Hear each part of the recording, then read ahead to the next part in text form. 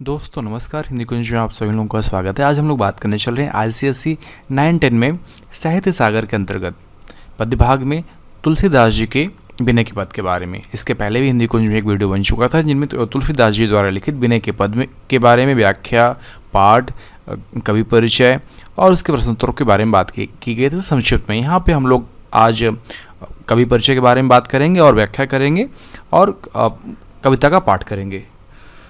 यदि आप हिंदी कुंज चैनल में पहली बार आएँ तो यूट्यूब पर हिंदी कुंज चैनल को सब्सक्राइब कर लें ताकि आपको हिंदी भाषा और साहित्य की उपयोगी जानकारी प्राप्त होती रहे। आज हम लोग पहले कवि का परिचय जानेंगे और इसके बाद कविता का पाठ करेंगे और उसकी व्याख्या जानेंगे। तो शुरुआत करते हैं। गोस्वामी तुलसीदास जी भक्ति काल की सगुण धारा के मुख्य प्रवर्तक माने जाते हैं। अधिकांश विद्वान मानते हैं कि इनका जन्म उत्तर प्रदेश के बांदा जिले के राजापुर नामक गांव में सन 1532 में हुआ था। तो तुलसीदास जी भक्ति काल के सगुण धारा में मुख्य प्रवर्तक कवि माने जाते हैं। तो भक्ति काल हिंदी साहित्य में माना जाता है और सगुण धारा, सगुण का मतलब है जिसमें भगवान की सगुण उपासना की जाती है, देवताओं की पूजा की जाती है, जिनमें मूर्ति पूजा होती है। सगुण का मतलब ये है। और उसमें मुख्य प्रवर्तक बहुत बड़े कवि हिंदी में आप माने जाते हैं तुलसीदास जी। आपका जन्म उत्तर प्रदेश के बांदा जिले में माना जाता है और राजापुर में, और इनका जन्म समय है 1532 ईस्वी। इनके गुरु का नाम क्या है? तो गुरु का नाम, तुलसीदास जी के गुरु का नाम है नरहरिदास। नरहरिदास तुलसीदास जी के गुरु थे, जिन्होंने इन्हें वेद, पुराण और अन्य शास्त्रों का अध्ययन कराया। आपकी मृत्यु सन 1623 ईस्वी में हुई। तुलसीदास जी राम के अनन्य भक्त थे। संवत 1631 में इन्होंने रामचरितमानस की रचना की। तो इनका प्रसिद्ध जो ग्रंथ है, जो कि इनका कीर्ति का आधार स्तंभ है, रामचरितमानस, इसकी रचना संवत विक्रम संवत 1631 में मानी जाती है। इसके अतिरिक्त आपकी रचनाओं में दोहावली है, गीतावली, कवितावली, विनय पत्रिका, जानकी मंगल, पार्वती मंगल, बैराग संदीपनी, बरवे रामायण, हनुमान बाहुक आदि इनके प्रमुख ग्रंथ हैं। तो तुलसीदास जी के प्रमुख रचना है रामचरितमानस। इसके अतिरिक्त दोहावली, गीतावली, कवितावली, विनय पत्रिका, जानकी मंगल, बैराग संदीपनी, भैरवे रामायण और हनुमान बाहुक आदि आपके प्रमुख ग्रंथ हैं। तुलसीदास जी ब्रज और अवधी दोनों भाषाओं में अपनी रचनाएं लिखा करते थे। रामचरितमानस इनका प्रमुख लोकप्रिय ग्रंथ है और इसकी गिनती विश्व के प्रमुख ग्रंथों में की जाती है। बहुत ज़्यादा प्रसिद्ध है रामचरितमानस, और इस ग्रंथ में हमें भारतीय संस्कृति, धर्म, दर्शन और भक्ति का अद्भुत समन्वय मिलता है। इसमें आप रामचरितमानस में भारतीय संस्कृति के हर लक्षण पा जाएंगे। आप धर्म पाएंगे, दर्शन पाएंगे और भक्ति पाएंगे। इसलिए अद्भुत समन्वय यहाँ पे देखने को मिलता है। और तुलसीदास जी को हिंदी जगत का सूर्य कहा जाता है। तो मतलब कि तुलसीदास जी हिंदी जगत में, हिंदी साहित्य में बहुत ही प्रसिद्ध माने जाते हैं और लोकप्रिय हैं। तो इस प्रकार हम इनके तुलसीदास जी सगुण धारा के मुख्य प्रवर्तक माने जाते हैं भक्ति काल में। देखिए कुछ मेन पॉइंट है इसमें कि तुलसीदास जी भक्ति काल के सगुण धारा के मुख्य प्रवर्तक हैं। आपका जन्म उत्तर प्रदेश में राजापुर गांव में हुआ था और 1532 ईस्वी में देहांत 1623 में हुआ आपका। और उनके गुरु का नाम है नरहरिदास। आप राम के भक्त थे। आपके कीर्ति का प्रमुख आपकी रचना है रामचरितमानस। इसके अतिरिक्त आपने और भी रचनाएं लिखी हैं। आप ब्रज और अवधी दोनों भाषाओं में लिखा करते थे और रामचरितमानस बहुत ही लोकप्रिय ग्रंथ है। अब इसके प्रमुख ग्रंथों में आपको माना जाता है और हिंदी साहित्य में आप सूर्य के रूप में प्रसिद्ध हैं हिंदी जगत में। अब हम पाठ करते हैं विनय के पद के बारे में। तो आशा करता हूं कि आप जान गए होंगे उनका कवि परिचय। अब विनय के पद के बारे में आपके परिचय उपयोगी दृष्टि से बात की गई है संक्षिप्त में, जो कि आप लिखेंगे और आप अधिक से अधिक अंक पाएंगे।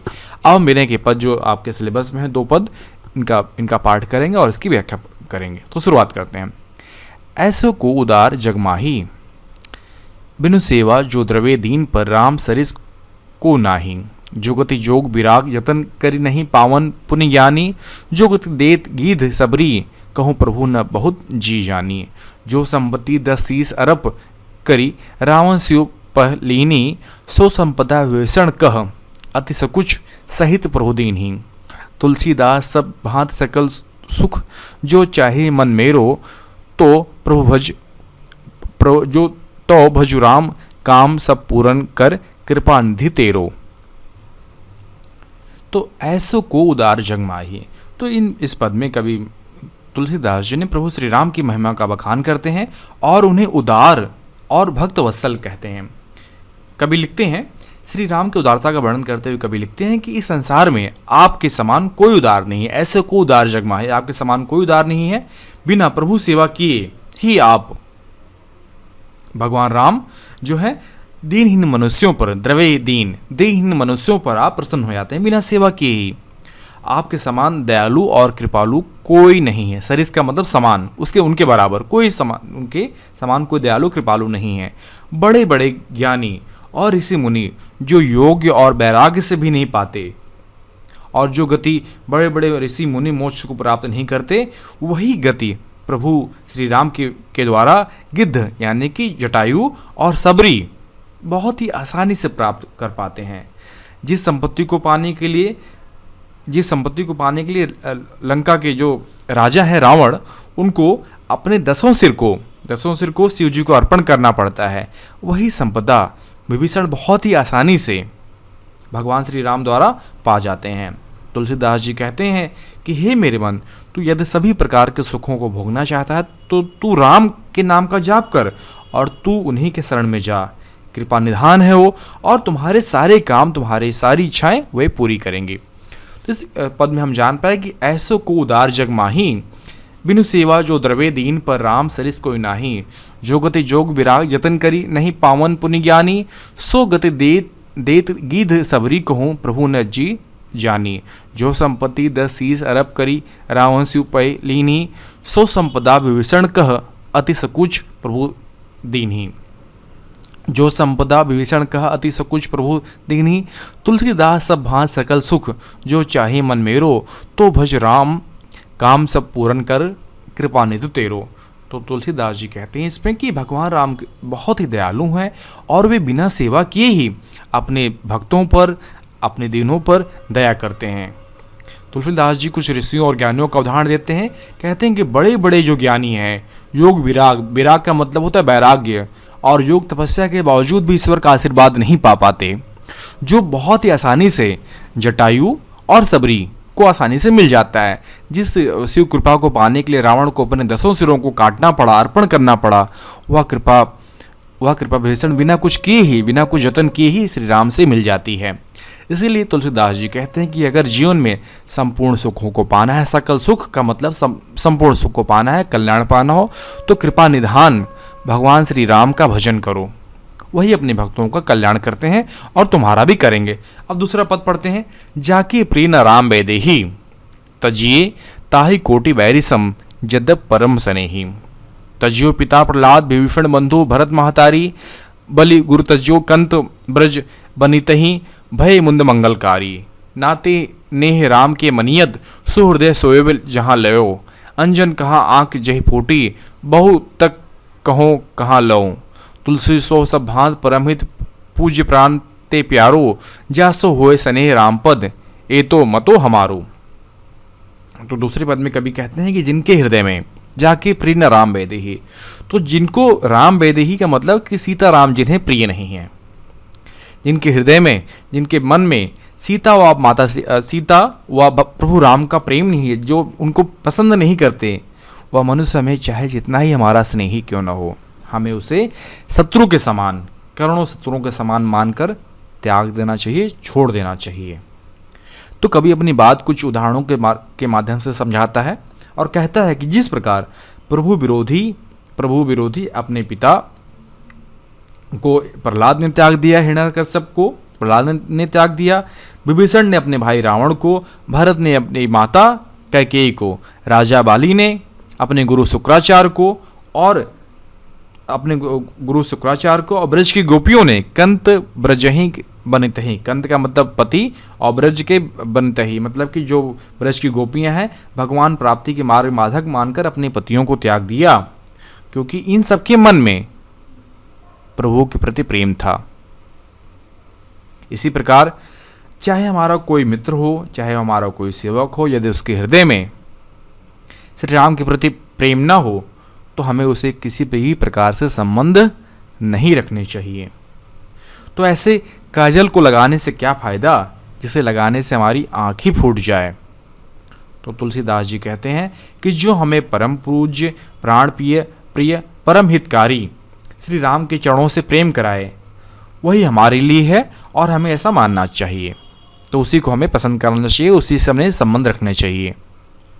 तो कभी इस पद में जाके प्रिय न राम वैदेही तजिए ताही कोटि वैरी सम जद्दप परम सनेही तज्यो पिता प्रहलाद भर विभीषण बंधु भरत महतारी बलि गुरु तज्यो कंद ब्रज बनितहि भय मुंद मंगलकारी नाते नेह राम के मनियत सुहृदय सोई जहाँ लो अंजन कहाँ आँख जय फूटी बहुतक कहाँ कहाँ लो तुलसी सो सब भांत परम हित पूज्य प्राण ते प्यारो जासो होए स्नेह राम पद ए तो मतो हमारो। तो कवि इसमें कहते हैं कि जिसके मन में भगवान राम और सीता माता के प्रति प्रेम नहीं, उसे हमें करोड़ों शत्रुओं के समान बैरी मानकर, दुश्मन मानकर त्याग देना चाहिए। कुछ बातें अपने उदाहरण के माध्यम से कवि समझाता है। जिस प्रकार प्रहलाद ने अपने पिता का, विभीषण ने अपने भाई का और भरत ने अपनी माता का त्याग दिया, जिस प्रकार राजा बलि ने अपने गुरु शुक्राचार्य को और ब्रज की औरतों ने अपने पति का त्याग कर दिया, क्योंकि उनके मन में प्रभु के प्रति प्रेम नहीं था। तो ऐसे काजल को लगाने से क्या फायदा जिसके बिना आंखें सुंदर न लगती हों, आंखें फूट जाती हों, और जिसके प्रति मन में भगवान राम के प्रति अनुराग न हो, तो वहाँ जीवन का कल्याण नहीं हो सकता। अतः भगवान राम के प्रति प्रेम से ही संपूर्ण जीवन का कल्याण संभव है। जिस मनुष्य के मन में भगवान राम के चरणों के प्रति स्नेह भाव होगा, उसी से हमारा जीवन मंगलमय होगा। भगवान राम सभी का कल्याण करेंगे, यही बात कवि कहना चाहता है। तो इन दोनों पदों की हम लोगों ने व्याख्या की। पहले पद में है कि तुलसीदास जी ने परम पिता श्री राम को उदारता का वर्णन किया है। भगवान श्री राम बहुत दयालु हैं और बिना कुछ सेवा कराए ही अपने दिनों अपने भक्तों पर दया करते हैं। बड़े बड़े मुनि जो हैं, बड़े बड़े ज्ञानी हैं, उन्हें योग और तपस्या के बावजूद भी ईश्वर का आशीर्वाद नहीं मिलता जितना कि जटायु और सबरी को मिल गया। जिससे शिव कृपा को पाने के लिए रावण को अपने 10 सिर को बार बार काटना पड़ा, वह बेक्षण कुछ की आसानी से पा जाता है। अगर जीवन में कल्याण और सुख को चाहिए तो हमें भगवान श्री राम का भजन करना पड़ेगा, और क्योंकि वही अपने भक्तों का कल्याण करते हैं। दूसरे पद में ये बताया गया है कि यदि जो राम को प्रिय न हो, उसे हमें त्याग देना चाहिए। जिनके हृदय में भगवान राम और सीता के प्रेम न हो, वह करोड़ों शत्रुओं के समान है और त्याज्य है। प्रभु से प्रेम न होने के कारण ही प्रहलाद ने अपने पिता का, विभीषण ने अपने भाई का, भरत ने अपनी माता का त्याग दिया था। राजा बाली ने अपने गुरु का, ब्रज की स्त्रियों ने अपने पति का त्याग दिया था। तो इसी प्रकार जो सीता और राम से प्रेम नहीं करते, उन्हें त्याग ही देना चाहिए, क्योंकि जिसके मन में श्री राम के प्रति प्रेम होगा, उसी से हमारा कल्याण हो पाएगा। तो आशा करता हूँ कि दोनों पद आप बहुत आसानी से समझ गए होंगे। हम लोगों ने तुलसीदास जी के जीवन परिचय के बारे में बात की, परीक्षा उपयोगी दृष्टि से संक्षिप्त में है। यदि आपको विस्तार से चाहिए तुलसीदास जी के जीवन परिचय के बारे में, तो आप hindikunj.com को विजिट करें। वहाँ पे तुलसीदास जी के जीवन परिचय, उनके साहित्य के बारे में विस्तार से बातें लिखी गई हैं, लेख आपको मिल जाएंगे। और साथ साथ यदि आपको विनय के पद से संबंधित नोट्स चाहिए, प्रश्न उत्तर चाहिए, तो आप hindikunj.com में जाइए। वहाँ पे आपके लिए उपयोगी अध्ययन सामग्री, आपके विषय से संबंधित, साहित्य सागर से संबंधित अध्ययन सामग्री उपलब्ध कराई गई है, और इसके संबंध में एक वीडियो पहले से बनाया जा चुका है। तो आशा करता हूँ कि वीडियो आप सभी के लिए उपयोगी सिद्ध होगा। आप सभी का विनय के पद वीडियो देखने के लिए बहुत बहुत धन्यवाद।